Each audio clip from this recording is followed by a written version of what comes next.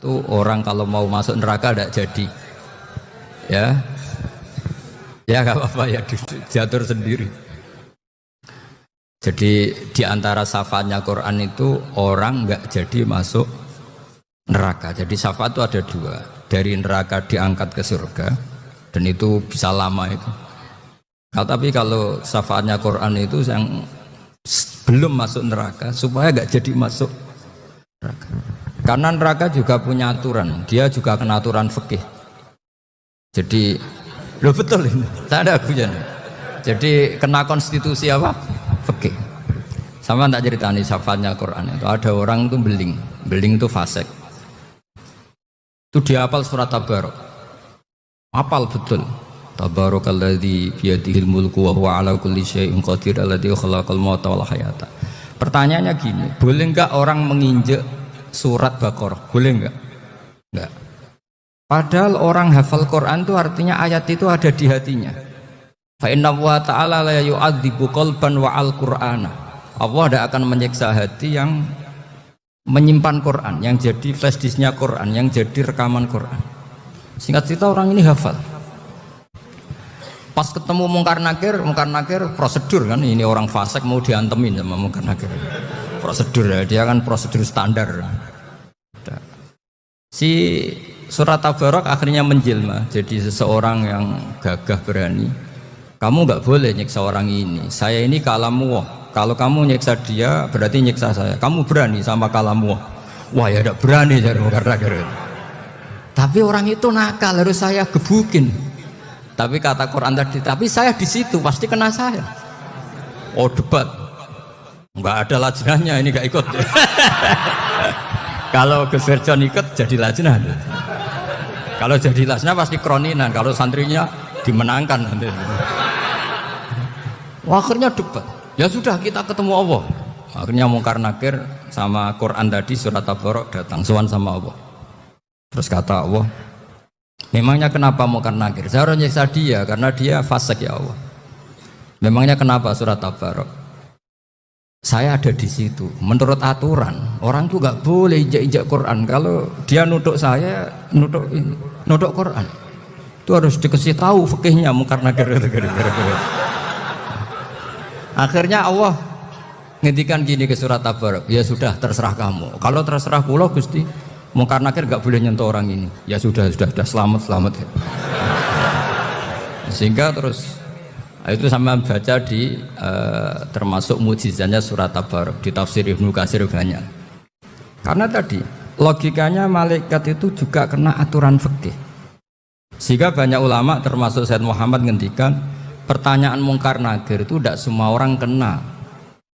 Kalau semua orang kena nanti kalau tanya Nabi Muhammad, waman Nabi Yuka. Kacau kan jamnya. Nabi kamu siapa? Lu saya ini Nabi. Ya kan? Lah nanti kalau pas ketemu Nabi Ibrahim, waman abuka. Jadi repot kan? Makanya ada kiai yang guyon kalau ditanya, "Marabbuka?" Saya ini guru tauhid sembrono. Saya ini ngajar Ummul Barohin, kamu tanya Marabbuka. Masyhur itu keramatnya Imam Malik itu. Ada Ashabu Malik, rajulun min ashabi Malik. Beliau ditanya Mungkar Nakir, Marabbuka manabiuka. Imam Malik datang, ini seumur-umurnya itu ngajar tauhid. Kamu bedai enggak sopan kamu. Dan kita berharap barokah sampean ngaji nanti itu. Yes. Malaikat itu anak sungkane itu. Jadi itu ada. Dan saya meskipun guyon itu serius. Bedanya orang alim sama ndak itu di situ. Kalau orang alim itu guyon itu masih benar, masih serius. Coba saya bacakan ayatnya. Ala inna auliya Allahi la khaufun alaihim wa lahum yahzanun. Terus lahumul busyra fil hayatid dunya fil akhirah. Artinya kalau Mungkar Nakir dengan penampilan garang gitu, berarti ada ketakutan apa enggak? Ada. Padahal ciri utama walinya Allah tidak ada ketakutan. Makanya itu termasuk dalilnya Said Muhammad, tidak semua orang alami seperti itu karena wali-wali itu la khaufun alaihim wa lahum yahzanun. Wah anak kiai ketemu karena kerja wedi druwedeg. Iku dreseke ora kok pertanyaan tok nak konan santri piye. Lho isen wis kiai dihanjuti Mungkar Nakir. Malu gak kira-kira? Mesti pelengahan iki konan santri piye. Nak jawabannya gampang karena pernah ngajar tauhid. Makanya Sayyidina Ali ini cerita ini ada di kitab Nurul Dholam. Sama lihat di kitab Nurul Dholam karangannya Syekh Nawawi Banten. Itu Sayyidina Ali itu ya, andaikan orang biasa mungkin ya agak-agak hasut, tapi ini wali gak boleh kamu katakan hasut. Dia itu mangkal sama Umar. Orang kok setiap orang pernah dibentak. Apa dia berani bentakmu karena penasaran dia. Bagaimana kerengnya Umar itu berlanjut enggak gitu kira-kira. Akhirnya minta, ya Allah saya minta kasyaf. Ya karena yang minta Sayyidina Ali karena mau wajah dituruti sama kasyaf. Dilihat Sayyidina Umar pas meninggal itu. Jadi hasud itu ya kadang penting asal baik. Loh betul bahasa Kanjeng Nabi kadang la hasada illa fisnaten. Itu Nabi membahasakan ya hasad. Gus Firson saja yang nafsirkan ghobtoh itu kan. Oh itu kan gaya-gayanan sebagai ulama. Aslinya Nabi ngendikannya itu la hasada illa fisnaten. Ulama yang ganti itu namanya ghobtoh. Wong Nabi sendiri nyebut hasad loh, kamu tafsiri ghobtoh. Ya hasad ya hasad. Udah anda usah ditakwil-takwil pokoknya gitu. Kalau sama nggak percaya nggak apa-apa. Kok gitu aja kok repot.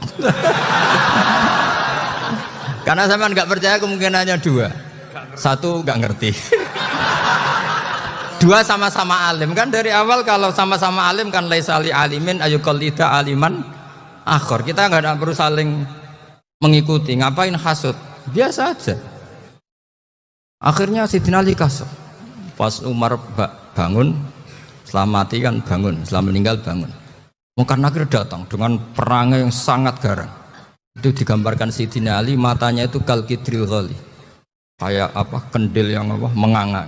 Wah seru. Sayyidina Ali senang, paling takut ini Umar. Senangnya bukan main, wah ini mesti takut Umar. Biasa. Ternyata enggak, Umar malah bangkit. Woi Munkar Nakir ya. Kamu tahu menghadapi siapa? Betul. Kamu itu menghadapi temannya ahabbal khalqi ilallah. Yang diandalkan temannya bukan dia. Kamu tahu yang kamu hadapi. Saya ini teman kekasihnya Allah. Jadi boleh kamu mengandalkan Mbak Firjon. Tapi nanti resikonya Munkar Nakir tanya, itu Firjon siapa? Wah itu masalah kan. Makanya syaratnya wali itu harus ma'rufun fis sama. Di langit sudah populer. Makanya dulu ada orang yang saking seninya Abdul Qadir ditanya apa saja jamnya Abdul Qadir Al-Jilani itu aman karena beliau populer. Makanya program kita harus populer dulu di langit. Itu nanti kalau dicatut oleh santri-santri nggak apa-apa. Kalau nggak populer nanti dicatat, itu siapa? Masalah ini. Umar itu yang dibanggakan itu, kamu tahu saya siapa? Ya tidak tahu. Saya ini temannya kekasihnya Allah. Temannya Muhammad. Iya Muhammad Rasulullah. Wah mikir, waduh, repot.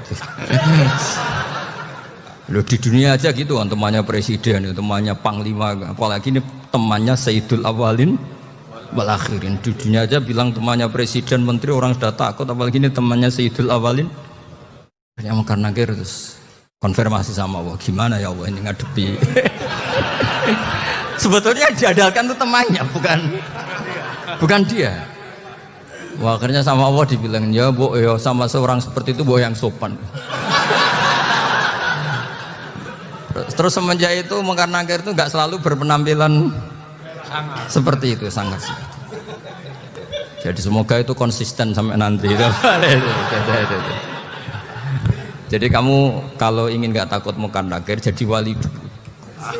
Karena syaratnya tadi hanya wali sing la khaufun alaihim wa lahum yahzanun lahumul busyra fil hayatid dunya fil akhirah. Jadi orang itu kalau ngaji itu harus khatam. Jangan semuanya kena pertanyaan. Nanti kalau semuanya kena pertanyaan nanti repot. Kalau Nabi Muhammad ditanya waman Nabi juga. Nabimu siapa? Lu kan terus jadi aneh. Jadi makanya ketika Sayyid Muhammad semua ulama lah. Enggak ada am kecuali ditaksis. Kecuali sifatnya Allah. Misalnya bikulli syai'in alim ya benar-benar bikulli syai'in. Tapi kalau am semuanya pasti ada taksis meskipun dalam muhawarah muhadatsah biasa. Misalnya contoh gampang istri kamu baru seneng kamu, Mas nang pengen apa-apa iku lapor aku, gak apa-apa Mas. Mesti aku seneng sama lapor. Iku di aku ben wayo. Wah langsung jare apa wae. Mesti apa wae maksudnya kecuali itu gitu. Padahal kalau ngomong Mas sampean ingin apa saja tak dukung. Terus sampean bilang pengen iku wayo. Kira-kira disetujui apa enggak? Sama seperti kita kalau punya teman akrab, wah senang omahku gak apa-apa, anggap ya omahmu dewe. Terus mlebu-mlebu kamar. Jadi tidak ada am kecuali ditaksis. Artinya kalau ada cerita bahwa orang mati pasti ngalami ditanya mungkar nangkir, itu pasti ada am yang ditaksis. Itu pasti tidak dialami para anbiya, para auliya. Karena ciri utama wali itu la khaufun alaihim walahum yahzanun. Kemudian saya yang mau cerita ya supaya sampean bisa menghadapi dunia global ini, tak bawa tafsir Munir termasuk tadi. Kenapa orang Islam Rasulullah SAW itu lebih senang kalau yang menang itu orang Nasrani Romawi ketimbang yang menang itu orang Faris, dalam hal ini ateis. Karena orang ateis itu lebih ngeri. Sebetulnya beberapa penemuan sains, terutama di ilmu medis, itu orang Amerika. Kayak cloning. Tapi orang Amerika itu masih dilarang oleh gereja untuk mengaplikasi. Karena nanti bayi cloning itu dipakai suku cadang. Di Amerika masih ditentang oleh fatwa-fatwa agama, baik Islam maupun Kristen. Tapi di Cina itu dipraktekkan. Karena nggak ada halangan agama. Di Cina itu biasa ada kondom diolah lagi jadi alat-alat aksesoris. Di Amerika tidak ada karena masih ada agama, masih ada larangan. Sehingga orang Islam itu lebih takut kalau yang menang itu Persia, karena terus cara berpikir ternyata Tuhan itu tidak ada, langit nggak ada perannya. Jadi ketika yang menang Nasrani masih berpikir itu pertolongan Tuhan. Meskipun mungkin cara mengatakan Tuhan beda dengan kita. Tapi ada satu kesamaan bahwa kekuatan samawi itu ada. Jadi disebut hulibatir rum fi adnal ardi wa hum min ba'di walabihim sahibun. Di sini diterangkan oleh Syekh Nawawi supaya kamu tidak salah paham. Sebetulnya kamu katakan misalnya wah itu paham liberal, sebenarnya saya tidak tersiksa. Cuma takut yang mengatakan seperti itu cek goblokir atau ngaji gitu. Itu aja masalah saya. Ini saya baca ini karangannya Syekh Nawawi karena tadi kata Mbah Firjon ngaji itu harus sama orang bersanad. Saya ini kalah sama beliau itu berkali-kali. Secara nasab saya harus manggil Mbah. Secara silsilah ilmu saya juga kalah lagi. Saya sering disewani sama cucu-cucu Syekhona Khalil. Kiai Siddiq itu termasuk murid dekat beliau Syekhona Khalil. Kalau itu berarti kan Gus Firjon, Ahmad, terus Mbah Siddiq ngaji Syekhona Khalil. Syekhona Khalil itu pernah ngaji langsung sama Sayyid Zaini Tahlan. Berarti beliau dari Sayyid Zaini Tahlan itu baru generasi kelima. Sementara saya itu sudah ke-7 atau ke-6. Saya, Mbah Mun, Mbah Karim misalnya, Mbah Hashim, Mbah Mahfud Termas, Sayyid Abi Bakar Sato, yang ngarangnya Anatul Thalibin, baru Sayyid Zaini Tahlan. Berarti saya ke-7, kalah lagi. Tapi untuk jadi wali biasanya cepat saya. Karena syaratnya jadi mbah itu ngalah demi putu. Jadi kalau beliau ngotot, saya dulu Gusti, saya mbahnya. Wah itu mbah yang nggak baik. Pasti jatahnya dikasihkan apa? Cucunya dulu. Makanya Abdul Muthalib itu orang yang dapat wangsit, tapi yang jadi nabi itu cucunya. Jadi dalil saya banyak. Sebenarnya Abdul Muthalib itu sudah sering dapat wangsit. Karena saya bahasakan wahyu, Nabi yang protes, enggak nabi kok dapat wahyu. Tapi sebetulnya Abdul Muthalib itu masyhur. Kalimat-kalimatnya menunjukkan bahwa beliau itu sudah dapat wahyu. Kalau nanti cucunya itu jadi Nabi. Makanya senangnya bukan main Abdul Muthalib sama Rasulullah. Putu seneng, mbah seneng putu. Jadi mungkin, jadi sampean nggak usah protes bro. Ya, yang jadi wali kok cucunya. Dulu betul. Dulu Mbah Hamid Pasuruan itu kalau Mbah Ahmad Siddiq ke sana, Mbah Hamid Pasuruan kalau manggil Mbah Ahmad Siddiq itu paman. Tapi pamannya minta ijazah ke ponaan. Apa ya gara-gara itu memang. Kalau itu masih berlaku apa? Ngalah tadi. Kayaknya masih apa? Hawane masih. Hawane masih. Karena melihat tren-tren langit masih gitu kayaknya masih. Masih itu. Ya, tapi mbahnya tetap dapat jatah, tenang saja nanti. Tapi memang sebaiknya mbah itu legowo.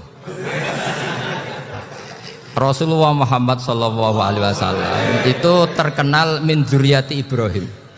Tapi kata Rasulullah, ana dakwatu Ibrahim wa bisyaratu Isa. Aku nganti ngene iki barokah dongane Nabi siapa? Ibrahim. Jadi dongane Nabi Ibrahim nggih tiba teng putu. Jadi banyak bukti bahwa jatuhnya ke putu gitu. Tadi saya di kamar sama beliau berduaan. Nih Mbah sing dadi wali di sini. Aku Mbah. Cocokan tadi. Nah, kenapa saya akhir-akhir ini gulirkan daftar wali? Kenapa? Saya ini resah ya, orang sudah ingin dicintai pejabat, dicintai tetangga, dicintai teman. Tapi kadang-kadang orang lupa lagi dicintai Allah. Makanya saya meskipun guyon, tapi ini amdan, bukan sahwan. Supaya orang punya cita-cita lagi jadi wali, ingin dicintai Allah. Kita ini terlalu lama ingin dicintai makhluk. Mbok ya naik kelas sedikit lah. Ingin dicintai Allah Subhanahu wa Ta'ala. Meskipun saya guyon, tapi tadi guyon saya tuh lebih serius ketimbang serius Anda. Karena tak pikir. Saya tuh kalau pergi itu seneng ngebis, bukan karena saya tidak punya mobil, tapi saya sering mau butuh itu supaya nggak diganggu. Karena saya tuh harus punya waktu sendiri. Kalau bis kan ketemu orang nggak kenal, tapi sekarang ya agak susah, banyak yang kenal. Dan susahnya lagi nggak minta ijazah, minta foto. Orang repot tuh. Mau dibenci itu umatnya Rasulullah Shallallahu Alaihi Wasallam. Mau disetujui itu sanatnya mana? Kalau ketemu orang alim minta apa? Foto. Itu nggak ada sanatnya. Nggak tahu saya itu mazhab dari mana itu. Ya mazhab milenial yang jelas itu kan. Ini tak baca ya biar dapat. Karena ini kenangan saya sama Mbak Ahmad Siddiq. Saya masih ingat betul beliau ngisi kholnya Mbak Abdullah bin Umar, berarti abahnya Mbak Hamid. Karena mbah saya itu Fatimah binti Khalid bin Umar. Kalau Mbak Hamid itu Hamid bin Abdullah bin Umar. Itu saya masih ingat betul zaman itu Mbak Hamid setiap khol di Lasem itu rawuh dan saya derek mbah saya. Karena masih misanan datang ke Lasem, itu beliau pas itu ngisi sama Mbah Mun. Mbah Mun masih muda, Ki Ahmad Siddiq sepuh senior. Itu beliau cerita bahwa dulu ketika Indonesia dijajah Jepang itu para kiai mimpi dibacakan ayat Khulibatir Rum fi adnal ardi wa hum mim ba'di walabihim salim. Terus ada kiai yang tanya takwilannya gimana? Ya nanti Jepang pulang bukan karena kita yang mengalahkan, tapi Jepang ada yang mengalahkan sendiri meskipun tidak kita. Kayak dulu Faris tidak dikalahkan Islam tapi dikalahkan Romawi, tapi yang senang umat Islam. Wa yauma idzi yafrahul mu'min. Itu luar biasa ulama-ulama kita. Delalah kejadiannya Indonesia seperti itu. Yaitu kita tidak mengalahkan Jepang, tapi Jepang pulang sendiri karena dikalahkan apa? Sekutu. Ya ini saya baca. Ini tidak usah dicek bacanya benar apa enggak. Sudah aman apa? Aman.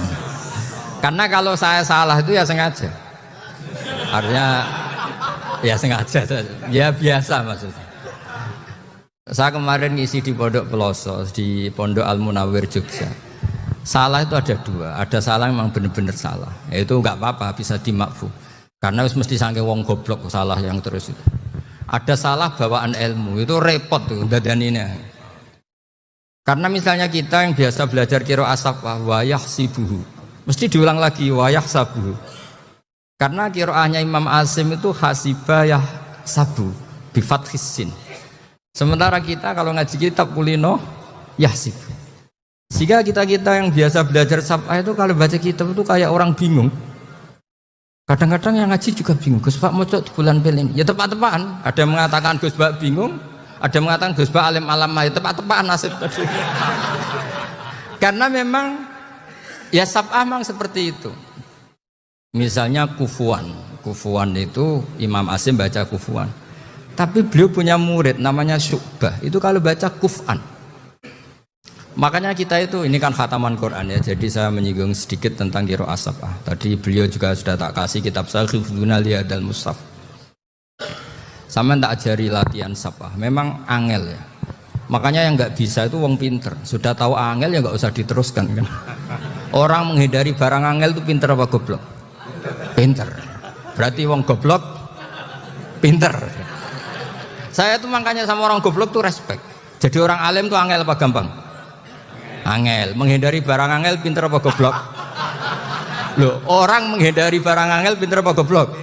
Pinter. Berarti wong goblok pinter. Jadi saya sama orang-orang goblok itu respect. Sudah tahu jadi orang alim angel ya barang angel ya harus dihindari. Makanya saya ini insya Allah umatnya Nabi yang termasuk yang terbaik. Amin. Karena mencintai umatnya Nabi termasuk yang goblok. Itu udah gampang itu. Karena tadi udah tahu ya. Seperti itu loh orang naik panjat pinang itu yang naik karena ingin hadiah. Yang nonton sudah tahu wah licin kok dinaikin mau keplodok ya. Tapi orang sepakat yang nonton juga pinter karena sudah tahu ribet kok. Tuku yang pasar akan kena lah apa mana.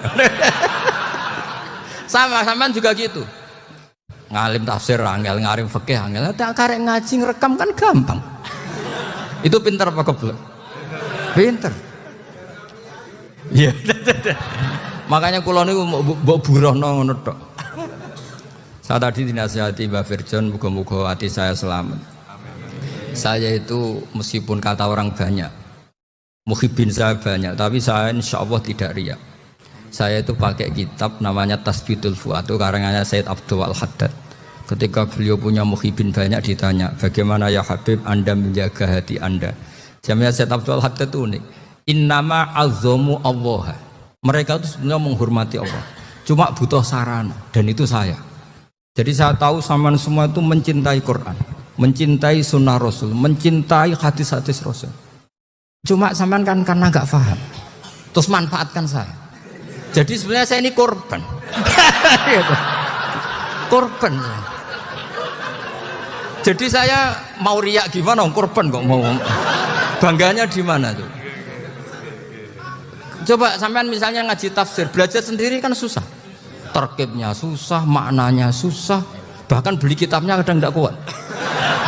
Loh, untuk jadi alim tafsir itu kan harus beli kitab. Loh, saya sering belajar kitab itu jutaan. Tafsir Tobari, saya pernah beli kitab Fakhrur Razi itu berapa coba? 27 jilid. Karangannya Fakhrur, belum karangannya ulama modern, Imam Sa'rawi. Itu berapa jilid? Itu jutaan. Saya kemarin juga dihadiahi kitab Pak Quraish Shihab namanya Faidul Bari fi Syarhil Bukhari. Pak Quraish Shihab yang terkenal. Dia sering diskusi sama saya. Saya ngasih hadiah beliau ngasih hadiah saya. Oh itu harganya nggak kuat. Tidak kuat kadang di Indonesia nggak ada coba. Dan sama orang hebat menghindari kesulitan itu. Nah, kesulitan itu, Gus Bak ngaji ikut, kalau nggak paham dirukok rekamannya sudah gitu. Pinter mana sampean sama saya? Pinter sampean kan? Bikin sosis susah, beli aja kok repot kan? Nah, makanya nggak boleh orang bilang, wah aku goblok reso tafsir, aku wong pinter. Makanya nanti kalau saya ketemu Nabi tidak termasuk orang yang mentahkir orang Islam. Kafa bil mari isman ayah kira akhahul muslim.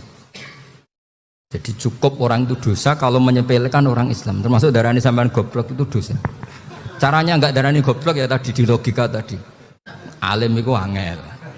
Ngendari angel itu pinter. Berarti wong bodoh pinter ya sudah gitu. Tapi tetap bodoh.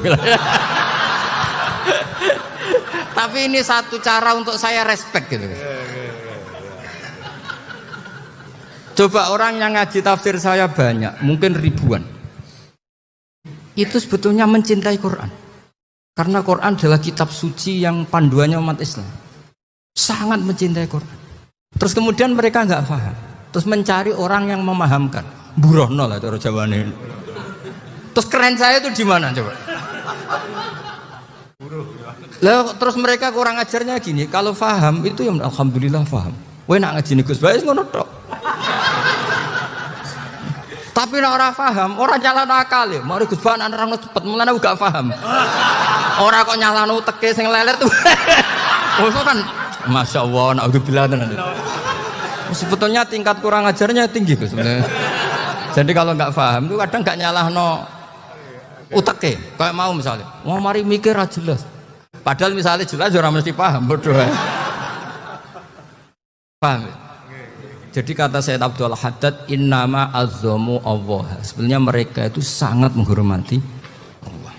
Makanya kita nggak perlu mengatakan wasilah itu kafir, nggak akan.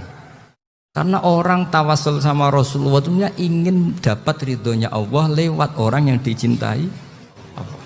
Kita mencintai wali sebenarnya, wah itu kekasih Allah. Kita mencintai itu karena mencintai Allah. Sama seperti gini, kamu mencintai kangkung apa enggak? Sebenarnya sama sekali enggak. Tapi kamu ingin sehat, ada asupan gizi. Kamu ingin tubuh kamu sehat, butuh asupan gizi. Kemudian kamu makan kangkung. Apa terus kamu cinta kangkung? Kan enggak. Cinta kesehatan kamu sama. Orang yang mencintai saya sebenarnya ingin kepuasan rohani. Saya kan termasuk kiai yang torekonya gampang.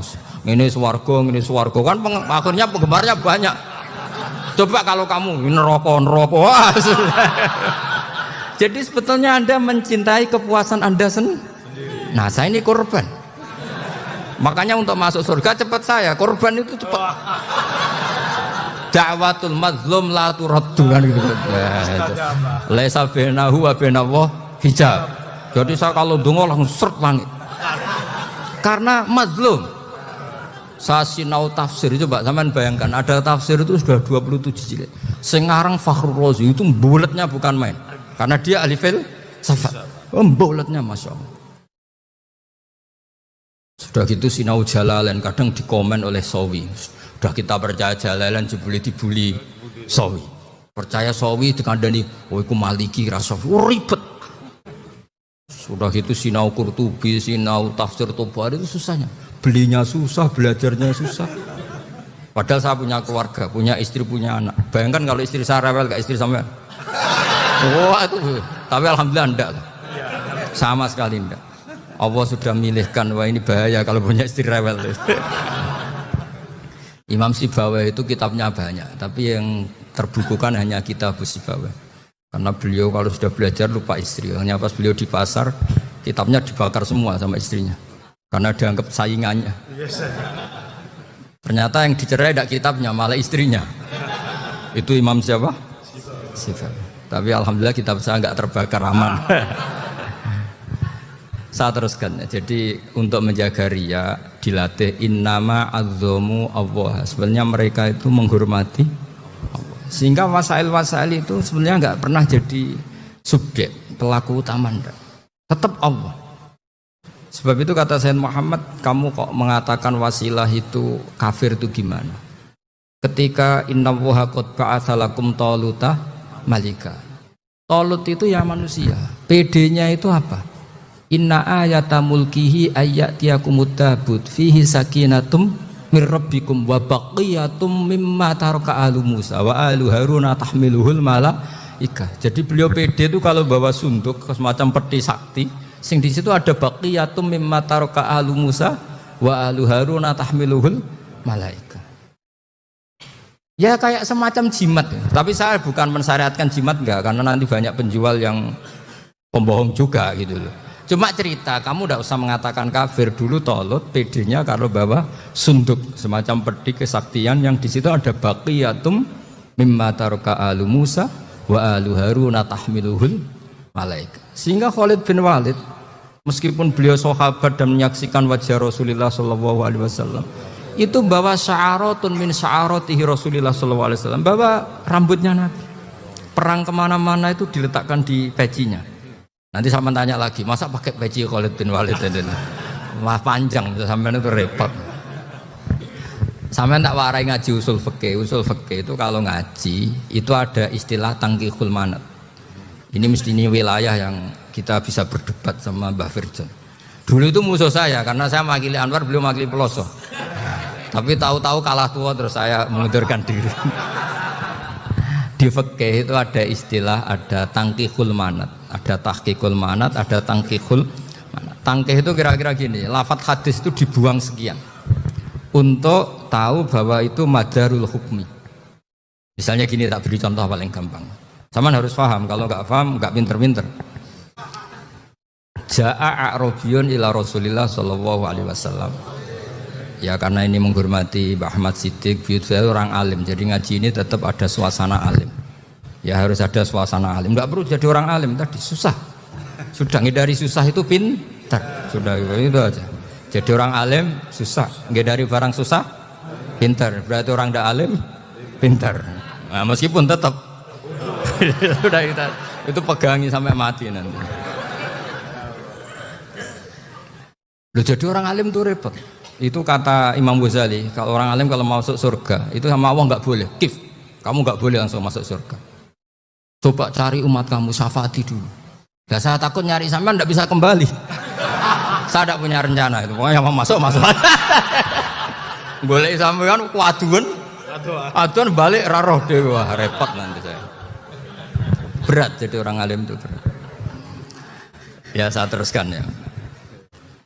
Ada tangkihul manat. Ja'a a'rabiyun ila Rasulillah sallallahu alaihi wasallam. Faqala ahlaktu wa ma ahlakaka qal waqa'tu imraati fi nahari Ramadan. Ya sidang saya ini rusak ya Rasulullah. Kenapa? Karena saya menjima istri saya fi nahari Ramadan. Terus kata Nabi, kamu harus bayar kafarah. Napa Nabi kafarah? Puasa 2 bulan. Wong baru 1 hari aja terjadi gitu kok disuruh puasa 2 bulan. Ya tidak kuat ya Rasulullah. Baru berapa hari saya puasa aja kecelakaan seperti itu. Apalagi kalau sampai 2 bulan. Enggak ya Rasulullah. Ya sudah kalau gitu kamu pertama ngasih makan apa? Itku rokobah kan pertama merdekakan budak. Tapi kan sekarang nggak ada budak makanya terus sekarang langsung puasa. Wah ini nggak bisa semua. Ya sudah ngasih makan orang 60. Kasihkan siapa ya Rasulullah? Ya orang fakir. Saya ini paling fakir.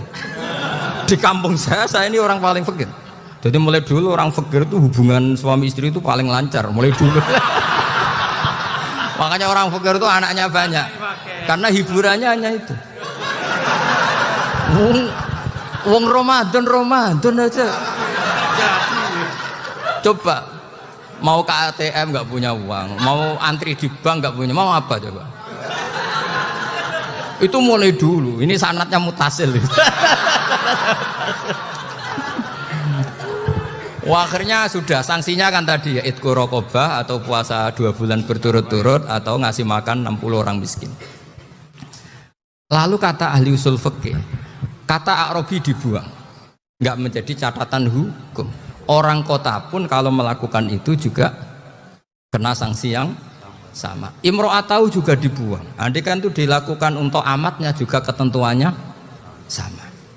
Nah sekarang perdebatan antara Imam Syafi'i dan Imam Malik begini. Sekarang pertanyaan gini, jima istri itu hukumnya boleh apa haram?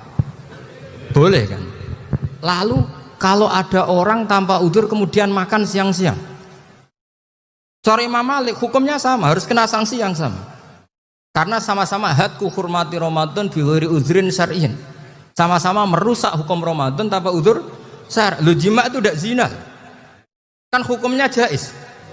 Nah sekarang makan hukumnya jaiz, harusnya juga kena ketentuan yang sama.